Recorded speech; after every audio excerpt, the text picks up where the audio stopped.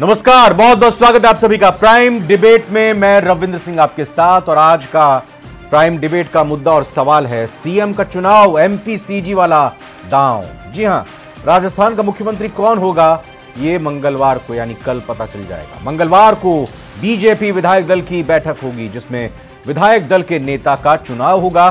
केंद्रीय पर्यवेक्षक विधायकों से रायशुमारी करेंगे और हाईकमान को सूचित करेंगे। मंगलवार को नए सीएम का नाम घोषित हो जाएगा और राजस्थान में एमपी छत्तीसगढ़ वाले फॉर्मूले को लागू किया जा सकता है क्या? इसका आशय यह हुआ कि यहां भी कोई चौंकाने वाला चेहरा सामने आ सकता है और 2 डिप्टी सीएम भी बनाए जा सकते हैं। इसी मुद्दे पर करेंगे चर्चा। पहले एक छोटी सी रिपोर्ट देखते हैं। बीजेपी विधायक दल की बैठक कल, सीएम फेस का होगा ऐलान। में किसी तरह का कोई प्रस्ताव की आवश्यकता नहीं है। केंद्रीय नेतृत्व तो हमारा इतने मजबूत है, वो जो तय करके भेजेगा हम उसको मानने वाले हैं। एमपी सीजी की तरह राजस्थान में भी चौंका सकता है सीएम फेस। लंच से पहले 1-to-1 होगी और लंच के बाद सामूहिक औपचारिक बैठक होगी।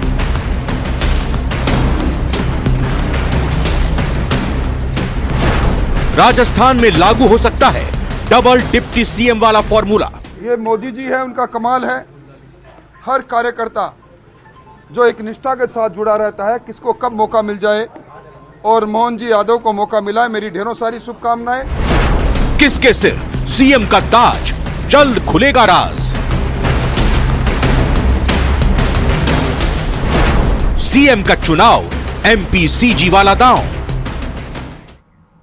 तो आज की घड़ी बस उसी तरह की लग रही है जब एक दिन पहले शाम को चुनाव नतीजे जो आने वाले होते हैं उनको लेकर चर्चा होती है। मतलब कल चुनाव नतीजे आने वाले हैं और आज चर्चा होती है किस पार्टी की सरकार बनेगी।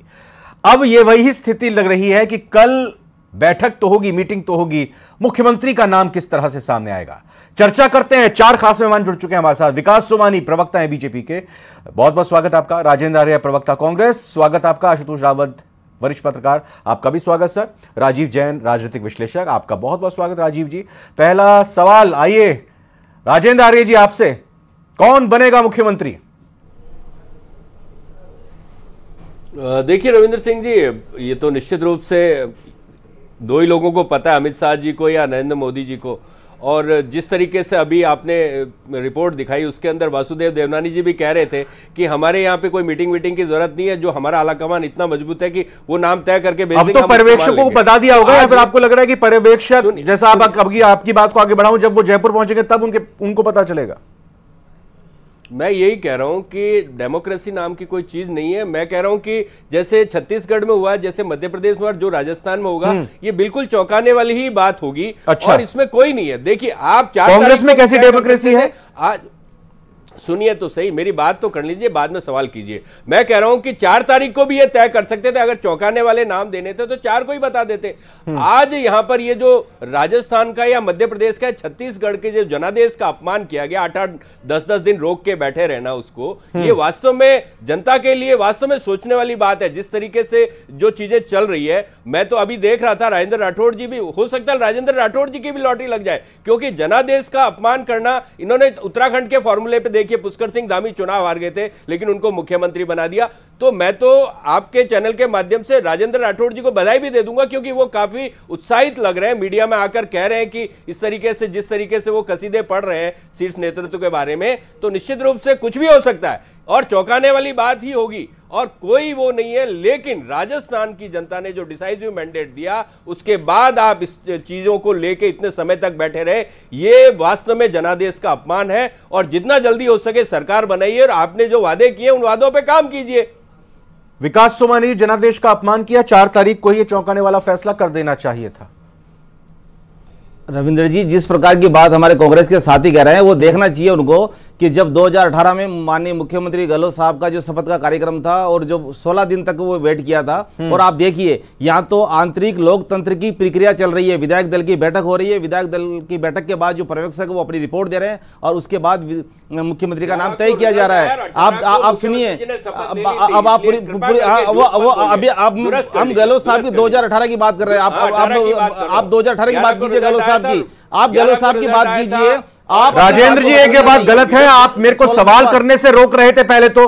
कि सवाल आप बाद में कर लीजिएगा, पहले सुन लीजिए मेरे को। अब अगर जब आपने एक मिनट सर, एक मिनट, जब आपने जवाब दिया वो बोले नहीं बीच में, तो बोलने दीजिए ना उनको, बोलने दीजिए। विकास जी बोलिए। नहीं नहीं, तो ये आप देख रहे हैं तो आप गलत, तो आप सही बता दीजिए कि 16 दिन बाद मुख्यमंत्री गहलोत ने 2018 में शपथ ली थी कि नहीं ली थी? बताइए, आप सही चैनल पे आप बैठे तो। जब आप बता रहे हैं झूठ सच को जो जनता ने देख लिया, जनता ने जनादेश दे दिया, और जनता के जनादेश को देखते हुए आप देखें, चाहे छत्तीसगढ़ को देखें, चाहे मध्य प्रदेश को देखें और राजस्थान को देखें, आप जिस प्रकार से विधायक दल की बैठक करके और जो पर्यवेक्षक अपनी रिपोर्ट दे रहे हैं और सामूहिक रूप से जो निर्णय लेने की परंपरा है वो भारतीय जनता पार्टी की परंपरा है। और आप जो कहना चाह रहे थे कि जिस तरह से छत्तीसगढ़ में किया, जिस तरह से मध्य प्रदेश में किया, तो यहां भी कर देना चाहिए। अरे आप देखिए कि जो विधायक दल की बैठक में जो नाम आया, आप देखें कि पर्यवेक्षकों ने रिपोर्ट दी मध्य प्रदेश छत्तीसगढ़ में। सर आप ये कह रहे हैं पर्यवेक्षकों ने रिपोर्ट दी? नहीं, कहां दी? देखो देखो देखो, मैं एक बात रविंद्र जी, एक बात कहना चाहूंगा मैं, जब विधायक दल की बैठक में जो नाम तय हो गया, हाँ। जो वहां के जो पर्यवेक्षक बनाए गए थे, जब विधायक दल की बैठक में नाम तय हो गया, तय होने के बाद घोषणा हो गई,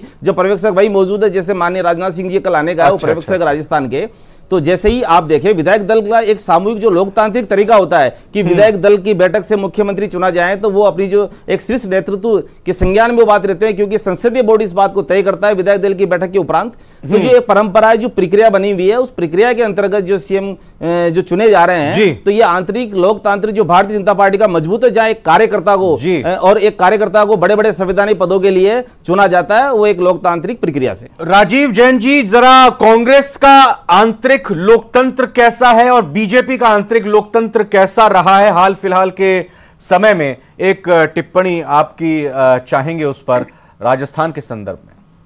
देखिए, जो आंतरिक लोकतंत्र है दोनों दलों का एक जैसा ही मुझे नजर आता है।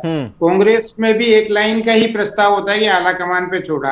भाजपा ने थोड़ा तब्दीली उसमें की है कि उनके पर्यवेक्षक आते हैं और विधायकों से राय लेते, फिर उसके बाद विधायक दल की बैठक होती है, उसमें नाम प्रस्तावित होता है, उसके बाद चयन की प्रक्रिया होती है। और मध्य प्रदेश छत्तीसगढ़ में जिस ढंग से हुआ, दिन में शुरुआत के 2 घंटे तो विधायकों से राय शुमारी, भोजन और ये सब चीजें साथ हुई, फिर उसके बाद विधायक दल की बैठक हुई। तो निश्चित रूप से नाम तो क्या एक लिफाफे में लाया जाता है, जिस तरीके की प्रक्रिया चल रही है, तो उसमें जो घोषित कर दिया जाता है। और भाजपा ने अब एक नए नेतृत्व की तरफ कदम बढ़ा लिए हैं, जो छत्तीसगढ़ और मध्य प्रदेश में जिस ढंग का, मेरी जानकारी के हिसाब से दोनों जो मुख्यमंत्री के उम्मीदवार चयन किए गए हैं वो 60 साल से कम एज के हैं। तो भाजपा ये देख रही है आने वाले 10-15 वर्षों की राजनीति को कि किसके नेतृत्व में लड़ा जाए।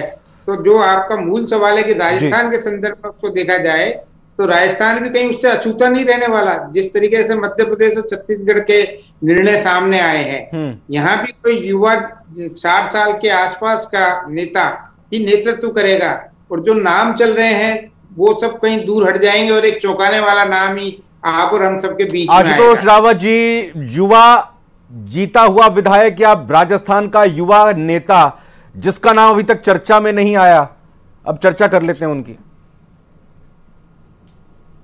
रविंद्र जी, देखिए, नाम की चर्चा तो भारतीय जनता पार्टी के परिप्रेक्ष्य में आप नहीं कर सकते हैं। हाँ। भारतीय जनता पार्टी का एक एग्जाम्पल मैं आपको 2017 का देना चाहूंगा कि 2017 में उत्तर प्रदेश में जब भारतीय जनता पार्टी ने प्रचंड जीत हासिल की थी, तो मनोज सिन्हा को शपथ ग्रहण के लिए या कंफर्मेशन के लिए दिल्ली बुलाया गया था। इतनी सी खबर उन्होंने मीडिया के अपने एक मित्र को लीक कर दी थी, उसका खामियाजा उनको मुख्यमंत्री की कुर्सी से हाथ धोना पड़ा था। और योगी आदित्यनाथ जो विधायक नहीं थे उनको मुख्यमंत्री की शपथ दिलाई गई। तो राजस्थान में भी मुझे बहुत कुछ ऐसा होता हुआ नजर आ रहा है कि जरूरी नहीं है कि विधायक जो वर्तमान में विधायक है, इस विधानसभा का सदस्य, ऐसा ही कोई चेहरा हमारा मुख्यमंत्री भी हो। हालांकि संभावना इस बात की है कि इन्हीं 115 में से कोई एक चेहरा होगा, लेकिन निश्चित तौर पर 2-3 चीजें बहुत मजबूत की के साथ भारतीय जनता पार्टी चूज करेगी। आरएसएस का बैकग्राउंड होना चाहिए, युवा होना चाहिए, और सबसे बड़ी चीज है पार्टी के लिए प्रतिबद्ध होना चाहिए। इन तीनों क्राइटेरिया पर जो नौजवान, जो युवा विधायक खरा उतरता होगा, और शायद अगर इन पैरामीटर्स पर कोई विधायक खरा नहीं उतरता हो तो एक गैर विधायक को भी भारतीय जनता पार्टी राजस्थान का नेतृत्व सौंप सकती है। रविंद्र जी, विकास सोमानी जी, मध्य प्रदेश छत्तीसगढ़ को देखें तो चेहरा नया है मुख्यमंत्री का, तो नया चेहरा कम से कम इतना तो अंदाजा लग ही रहा है, और आप भी बता ही सकते हैं कि हाँ चेहरा नया होगा। देखिए चेहरा जो है, आप देखें जिस तरह का बहुमत जनादेश ने दिया है, जनादेश ने आप देखो कि 90 में से 54 सीटें छत्तीसगढ़ में दी, 230 में से 163 सीटें मध्य प्रदेश में दी और यहाँ 115 दी। जब विधायक दल की बैठक और इतना बड़ा बहुमत प्राप्त है, उस बहुमत के बाद जब राय ली जाती है, अच्छा। जो बात भी मेरे साथी पत्रकार साहब कह रहे थे कि मनोज सिन्हा जी ने कोई बात ली, कोई ऐसा जो बताएं कि आप आज आदित्यनाथ योगी जी यूपी के मुख्यमंत्री बने, तो आप देखिए अच्छा। अरे एक लाइन रविंद्र जी, एक लाइन को मैं पूरी करके फिर आगे कहूं, तो आप देखें कि वहां सुशासन ऐसा दिया कि वापस योगी जी आए। अच्छा। आप कोई भी उसको देखें कि जनता के जनादेश को जो आप देख रहे हैं, एक चीज बताइए जनादेश, मुझे एक चीज, विधायक दल की बैठक में बार बार आप जोर दे रहे हैं, छत्तीसगढ़ में विधायक दल की बैठक हुई होगी और उस विधायक दल की बैठक में कहा होगा कि नहीं, हम में से कोई नहीं विष्णुदेव साय को बनाते हैं मुख्यमंत्री, ऐसा हुआ होगा। देखिए सभी के सामूहिक नहीं सभी के सामूहिक निर्णय लेने के बाद जो पार्टी के जो है पर्यवेक्षक और संसदीय बोर्ड ने जो तय किया, देखिए विधायक दल की अपनी जो मंशा है वो जाहिर करते हैं विधायक दल की बैठक के अनुसार, और फिर जो पर्यवेक्षक अपनी रिपोर्ट देते हैं, तो शीर्ष नेतृत्व इन सबको मद्देनजर रखते हुए जो निर्णय लेते हैं संसदीय बोर्ड, उनके बाद मुख्यमंत्री तय करने की जो परंपरा। राजस्थान को 2 डिप्टी सीएम की जरूरत है क्या? देखिए ये एक बातें चल रही है, 2 डिप्टी सीएम है, जो भी निर्णय किया जाएगा कल शाम को जैसे भी विधायक दल की बैठक। नहीं, मैंने आपसे ये पूछा जरूरत है क्या राजस्थान में 2 डिप्टी सीएम की? देखिए राजस्थान एक बड़ा प्रदेश है, यहाँ किसी भी तरह की कोई जिम्मेदारियां दी जा सकती है। ये पार्टी एक जो निर्णय होता है, ये शीर्ष स्तर पे जो नेतृत्व निर्णय करेंगे कि वास्तव में आम जनता का जो जनादेश दिया है, उस जनादेश की पालना, उस जनादेश का जो जनता चाह रही है, उनको किस तरह से उनकी जो कामों को डबल इंजन की सरकार चलाएगी, और जिस तरह से जो घोषणा पत्र और संकल्प पत्र में दिया वो पूर्ण करने की जो मंशा माननीय प्रधानमंत्री जी के नेतृत्व में हमेशा रही है, वैसी मंशा राजस्थान के मुख्यमंत्री के तौर पर और मंत्रियों के तौर पर होगी। तो वो जहाँ तक हम समझते हैं कि ऐसा कुछ राजस्थान के लिए जरूर होगा कि जो भारतीय जनता पार्टी के जो मुख्यमंत्री बनाए जाएंगे वो डबल इंजन की सरकार के साथ विकास की गति को नया राजेंद्र जी कुछ कहना चाहेंगे? सोमानी जी ने इतनी अच्छी बातें कही। जब देखिए बातें कहने में अच्छी है, लेकिन निश्चित रूप से जो संकल्प घोषणा पत्र में इन्होंने जो तमाम वादे किए हैं, हम तो चाह रहे हैं ना कि भी 450 रुपए में सिलेंडर दीजिए और राजस्थान के साथ साथ पूरे देश को दीजिए, तमाम भाजपा शासित राज्यों में भी दीजिए। उसके अलावा पेट्रोल डीजल हरियाणा जितना सस्ता हमारे यहाँ पे दीजिए। उसके अलावा मेरे को तो इस बात का दुख हो रहा है, मैं अभी खबरें भी देख रहा हूँ लगातार कि बिजली नियामक वाले मतलब 20% से 30% तक बिजली की रेटें बढ़ाने की बात करते, कहते थे राजस्थान में सबसे महंगी बिजली है, और आज यहाँ पर चिरंजीवी का पोर्टल बंद है। स्वास्थ्य के साथ खिलवाड़ होने की तैयारी हो चुकी है। देखिए मेरे को रविंद्र जी इनके जनादेश से या इनके विधायक दल की बैठक से कोई दिक्कत नहीं है, लेकिन राजस्थान जो सफर कर रहा है या जो अभी से जो आहट सुनाई दे रही है जनता की बदहाली की, वो आहट आपको भी मीडिया के माध्यम से कहीं ना कहीं दिखानी पड़ेगी, क्योंकि आज ना तो मीडिया कोई कयास लगा सकता है, ना कोई मतलब नहीं सुनो दिखानी पड़ेगी, क्योंकि ये चीजें मतलब दिखाएंगे वो आपसे पूछकर नहीं थोड़ी दिखाएंगे या छुपाएंगे। मैं आपके माध्यम से यही तो आप इसको यूं कह सकते हैं कि आप दिखाएंगे। हाँ ठीक है, दिखाएंगे। और मैं कह रहा हूं ना कि अभी जो ये पिछले 10 दिनों से किस्सा कुर्सी का चल रहा है, कौन बनेगा मुख्यमंत्री की ये जो प्रतियोगिता चल रही है, उस प्रतियोगिता को साइड में रख दीजिए और आप जनता से जुड़े हुए मुद्दे उठाइए, क्योंकि पिछले 8-10 दिनों में जो चीजें हो रही है ये मुख्यमंत्री कौन होगा प्रदेश का, ये जनता से जुड़ा मुद्दा नहीं है क्या? मेरी बात सुनिए, जनता से जुड़ा मुद्दा तब होता है जब जनता के जनादेश का सम्मान होता। वहां पर फैसला करने वाले सिर्फ 2 लोग हैं। ये अमित शाह और मोदी का युग है। यहाँ पर आप भाजपा में डेमोक्रेसी की उम्मीद मत कीजिए। ये अटल अडवाणी वाला युग नहीं है, ये मोदी शाह का युग है। यहाँ पर कोई डेमोक्रेसी नहीं है। और जनादेश को आपने एक बहुत अच्छी बात कही कि क्या आपने विधायक दल की बैठक में छत्तीसगढ़ के मुख्यमंत्री का फैसला किया क्या? ये जवाब नहीं दे पाए। तो आज वही अपनी बात है कांग्रेस ने क्या किया? डेमोक्रेसी के नाम कांग्रेस में चलता है, भारतीय जनता पार्टी में नहीं। अपने 2 लोगों का फैसला यहाँ थोपा जा रहा है और वही फैसला आपको यहाँ पे भी दिखाई देगा। इसलिए आपको और हमें या मीडिया को किसी को भी चौंकाने की जरूरत नहीं है, क्योंकि ये हमेशा से होता है, हमेशा से ये ऐसा ही काम करते हैं। कांग्रेस का इन्होंने कभी डेमोक्रेसी का मान नहीं किया, डेमोक्रेसी के हिसाब से कोई काम नहीं किया। जब मुद्दा महंगाई का राजेंद्र आर्य जी, भाई साहब राजेंद्र आर्य जी, एक सेकंड, राजेंद्र आर्य जी आज नेता प्रतिपक्ष कौन होगा राजस्थान का? देखिए नेता प्रतिपक्ष जब मुख्यमंत्री तय हो जाएगा उसके अगले दिन मिल जाएगा। नहीं, तय कौन करेगा? तय कौन करेगा? आज है तय कौन करेगा? नेता प्रतिपक्ष तय विधायक करेंगे। नहीं, विधायकों की कोई बैठक हो चुकी है, आधे कमान पे 1 लाइन का प्रस्ताव जा चुका है। यह है आंतरिक लोकतंत्र आपका।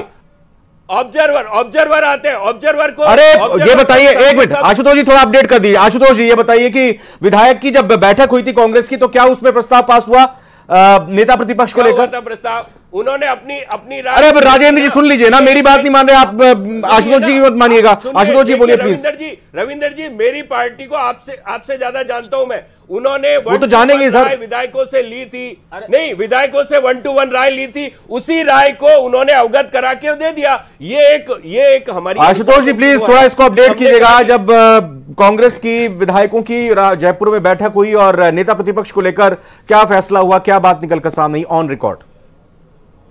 देखिए मैं रविंद्र जी, ये दोनों राजनीतिक दल चाहे जिस तरीके की बातें कर रहे हैं, लेकिन असलियत में इन दोनों के काम करने के तरीके लगभग एक जैसे हैं। चाहे नेता प्रतिपक्ष का चुनाव हो, चाहे मुख्यमंत्री का चयन हो, हम सबको यह पता होना चाहिए कि इसका चयन इनका आला कमान ही करने वाला है। कांग्रेस की तरफ से नेता प्रतिपक्ष कौन होगा, या अशोक गहलोत या सचिन पायलट या विधायक नहीं तय करने वाले हैं, या खड़गे साहब, राहुल गांधी और गांधी परिवार को ही तय करना है। इस बात को चाहे कांग्रेस के प्रवक्ता स्वीकार करें या नहीं करें, वही बात भारतीय जनता पार्टी के लिए विकास जी चाहे इस बात को स्वीकार करें या नहीं करें, लेकिन असलियत में एक नाम की पर्ची लेकर के तीनों पर्यवेक्षक आएंगे। उस पर्यवेक्षक विधायक दल के बैठक में उस नाम की पर्ची को सामने रखा जाएगा और विधायकों से उस पर सहमति ली जाएगी। हालांकि इसमें सिर्फ भारतीय जनता पार्टी और कांग्रेस के कैरेक्टर में सिर्फ इतना सा फर्क है कि कांग्रेस में कई बार विरोध उस बैठक के बाहर भी देखने के लिए मिलता है, लेकिन भारतीय जनता पार्टी में जो विरोध अगर होता भी है तो वह बैठक के बाहर देखने के लिए, कम से कम पब्लिक प्लेटफॉर्म पर देखने के लिए नहीं मिलता। और शायद कल भी हमको ऐसा ही मिलेगा। इतनी उठापटक की स्थिति के बावजूद भी कल अगर मुख्यमंत्री का चयन होता है तो शायद सड़कों पर शांति होगी, पार्टी के कार्यालय के अंदर गर्मा गर्मी जरूर हो सकती है। राजीव जैन जी, ये पेपर और पर्चा तो लीक हो जाता है, पर्ची क्यों नहीं लीक होती? ये तो सीक्रेसी और सरप्राइजिंग, जो मोदी और अमित शाह की जो रणनीति है उसमें सीक्रेसी और सरप्राइजिंग तो बहुत एक आम चीज हो गई है। ये हर कोई इस चीज को जानता है। छत्तीसगढ़ और मध्य प्रदेश का जो हमने देखा उदाहरण, उससे साफ जाहिर है उसी की झलक कल हमको राजस्थान में भी देखने को मिलेगी। तो मुझे जो लगता है कि निश्चित तौर पे जितना अभी उठापटक और जो खींचतान का सा माहौल भाजपा में दिख रहा है, वो शायद कल स्मूथली सब चीजें सामने हल हो जाएंगी। जिसका भी नाम चयन होगा, जिसको भी मुख्यमंत्री बनाया जाएगा, हो सकता है कि वहीं दो मुख्यमंत्री जैसा एक फार्मूला दोनों राज्यों में हुआ वैसा ही राजस्थान में भी सामने आ जाए। तो जो डिप्टी सीएम वाला फार्मूला है उसमें कहीं ना कहीं जातीय और सामाजिक समीकरण को देखा जा रहा है, क्योंकि वो अगला जो लोकसभा इलेक्शन आ रहा है उसके मद्देनजर इस तरीके के निर्णय हो रहे हैं कि 2 डिप्टी सीएम किस जाति समूह से बनाया जाए, उसका क्या असर होगा। और मुख्यमंत्री का चयन भी इस तरीके से हो रहा है जो आरएसएस बैकग्राउंड का हो, जो दोनों अभी छत्तीसगढ़ मध्य प्रदेश के हैं उनका तो बैकग्राउंड अखिल भारतीय विद्यार्थी परिषद से जुड़ा हुआ है। तो राजस्थान में भी कहीं ना कहीं ऐसी संभावना है। अब राजस्थान के संदर्भ में यह माना जा रहा है कि गैर विधायक भी शायद मुख्यमंत्री के तौर पर सामने आ सकते हैं। तो निश्चित तौर पे भी जो गैर विधायक हैं उनमें भी 2-3 नाम इस तरीके के हैं जो कि चौंका सकते हैं हमको। तो ये सब चीजें अब कल डिपेंड करती है, कल दिन भर पूरी गेमा गेमी राजस्थान के संदर्भ में रहने वाली है। और राजेंद्र आर्य जी, ये एक भी चर्चा लगातार हो रही है कि ये जो भी फैसले हो रहे हैं, जो देरी हो रही है, ये दरअसल तीनों ही राज्यों में, अगर हम राजस्थान की मुख्य तौर पर बात करें, पूरी तरह से बंदोबस्त और तैयारी करने के लिए हो रहा है कि बस, हालांकि जनता जनार्दन होती है, लेकिन तैयारी और बंदोबस्त यही किया जा रहा है कि न सिर्फ लोकसभा की सारी सीटों पर क्लीन स्वीप किया जाए, बल्कि रिवाज तोड़ना है, इस लिहाज से पहले से ही तैयारी कर रहे हैं ताकि आगे कोई झगड़े वगड़े ना हो। देखिए रविंद्र जी, आपने जैसा कहा कि अभी राजीव जी भी बता रहे थे कि 60 से कम उम्र के मतलब मुख्यमंत्री बनाए जा रहे हैं, तो मैं आपको यहां सिर्फ इतना सा कहना चाहता हूं कि इस पूरे देश में पता नहीं है कि भाजपा का मुख्यमंत्री कौन होगा, लेकिन इस देश को पता है कि प्रधानमंत्री कौन होगा। तो ये वास्तव में ये क्या डेमोक्रेसी है, और ये वास्तव में मतलब ये जो जनमत का भी एक तरीके से है। आज यहां पर पूरी तरीके से भाजपा और मोदी अपने आप को भाजपा से बड़े हो चुके हैं, भाजपा से बड़े हो चुके हैं। ये युग जब समाप्त होगा ना, उस वक्त आप देखना भाजपा की क्या स्थिति होगी। ये वास्तव में अलार्मिंग सिचुएशन है। आज ये इंदिरा इज इंडिया, ये किसका नारा था?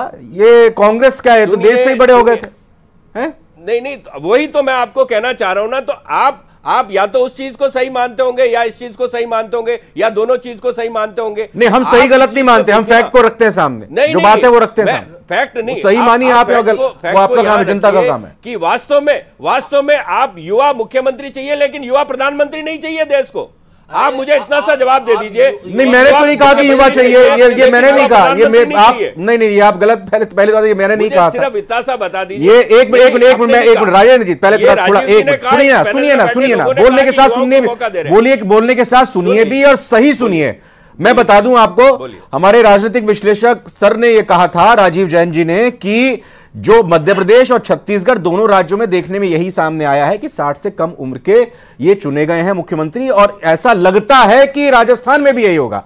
तो सर थोड़ा वरिष्ठ प्रवक्ता हैं आप, तो वही तो मैं कहना चाह रहा हूं ना कि आज आप एक बात बताइए, 60 से कम का मुख्यमंत्री होना चाहिए, तो 60 से कम का प्रधानमंत्री क्यों नहीं होना चाहिए? ये देश को ये भी तो है ना, देश को ये भी तो होना चाहिए ना, देश ये भी तो। आज क्यों 70-75 साल के मोदी जी वापस कह रहे हैं कि मैं तीसरी बार प्रधानमंत्री बनूंगा? आज 2014 में मनमोहन सिंह की क्या उम्र थी? 2014 में जब वो हटे थे कितनी उम्र थी? चुनाव हुआ ही नहीं, उसके लिए वो कह रहे हैं कि मैं कितनी उम्र थी? तीसरा मौका दिया 80 प्लस थी ना। आप एक बात देखिए, इस हिंदुस्तान की जनता के जनादेश को ग्रेजुएट मत लीजिए। ये जनता है, जनता जनार्दन है। आपको लगता है ना कि नहीं आप ही बनने वाले हैं, तो इस मुगालते में मत रहिए। तख्ता पलटते हुए या सत्ता की लहर जाते हुए देर नहीं लगती है। ये कभी भी हो सकता है। किसी को भी अहंकार नहीं होना चाहिए, और पद से बड़ा कोई नहीं है, पार्टी से बड़ा कोई नहीं है, इस देश से। अच्छा लगा राजेंद्र जी ये बात बिल्कुल आपने कही कि अहंकार किसी को नहीं होना चाहिए, ये कुर्सी है, मैं छोड़ना चाहता हूं लेकिन मेरे को छोड़ती नहीं है। ये बात बहुत अच्छी आपने कही है। आशुतोष जी जरा बताइए, अब कल फिर चर्चा इसी बात की होगी ना कि बिल्कुल आराम से तय हो गया मुख्यमंत्री का नाम, किसी तरह की कोई अनबन नहीं, कोई खटपट नहीं, और तमाम वरिष्ठ जितने भी दावेदार थे उन्होंने शुभकामनाएं दी भावी मुख्यमंत्री को। कल सब कुछ सामान्य रहेगा? देखिए रविंद्र जी, बिल्कुल अगर हमें पिछले 2 राज्यों के जो जिस तरीके से मुख्यमंत्री का चयन हुआ है उस प्रक्रिया को देखेंगे तो मुझे लगता है कि राजस्थान में भी भारतीय जनता पार्टी आसानी से एक अपने मुख्यमंत्री का चयन कर लेगी, और शायद हमको जिस तरह की लगातार मीडिया में तमाम तरह की खबरें चल रही है उस तरह का कुछ देखने के लिए। जैन साहब एक कमेंट छोटा सा 5 सेकंड का आपसे यही कि भाई सब कुछ ठीक ठाक हो जाएगा कल, कोई किसी तरह की और चर्चा की जरूरत नहीं पड़ेगी, बस यही चर्चा करेंगे कि ये मुख्यमंत्री क्यों बनाए गए हैं, क्या कारण है, क्या समीकरण है? हाँ बिल्कुल, अपन समीकरणों पर चर्चा करेंगे, लेकिन जो पार्टी का भाजपा का अंदरूनी जो चीजें होगी वो बड़ी स्मूथली हो जाएंगी। उसके पीछे एक सबसे बड़ा कारण ये है कि भाजपा का जो केंद्रीय नेतृत्व है वो इतना ताकतवर और मजबूत है कि उसके आगे कोई खींचतान मायने नहीं रखती, उसका जो निर्णय होगा। बिल्कुल कांग्रेस के यूनाइटेड कलर ऑफ राजस्थान हमने 5 साल पहले देखे, और उम्मीद करते हैं कि कल बीजेपी के भी यूनाइटेड कलर ऑफ राजस्थान प्रदेश की जनता, देश की जनता देख लेगी। राजेंद्र आर्य, विकास सोमानी, आशुतोष रावत, राजीव